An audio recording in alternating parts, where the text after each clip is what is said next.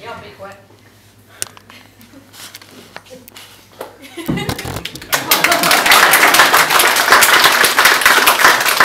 Tämä selviää kohta, miksi näin tapahtuu. On siis puhumassa vaaleista täällä näin.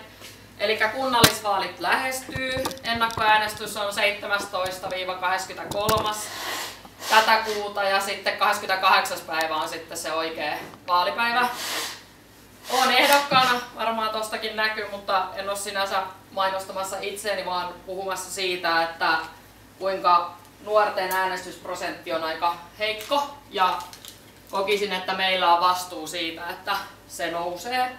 Viime kunnallisvaaleissa 2008 niin 59,4 on ollut koko Tampereen äänestysprosentti.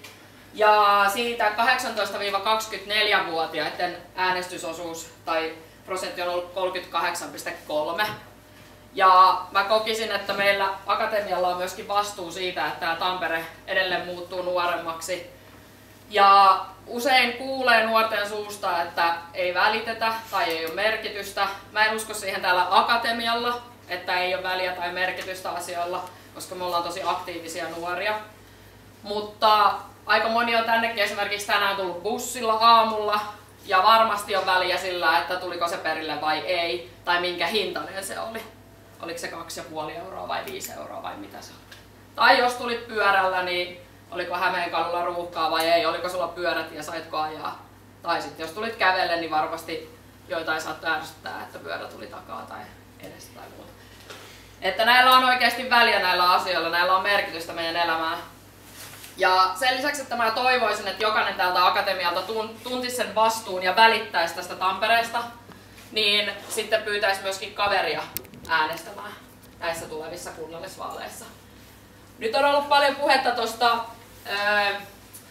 Pop-luukista ja Per-luukista ja Hell-luukista ja muusta, niin voitte ihan piruuttanne käydä katsomassa Tampereen kaupungin valtuustossa istuvat tämänhetkiset naamat. En siis sano, että on rumia tai muuta vaan oudon näköistä porukkaa, voi ehkä niitäkin olla jonkun mielestä.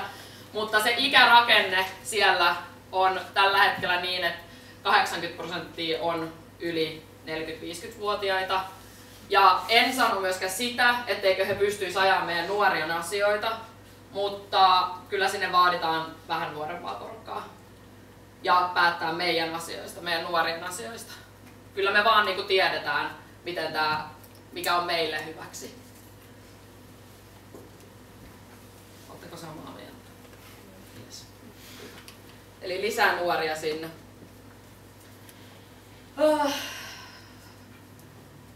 Toimiks mä seisoin tuossa päälläni?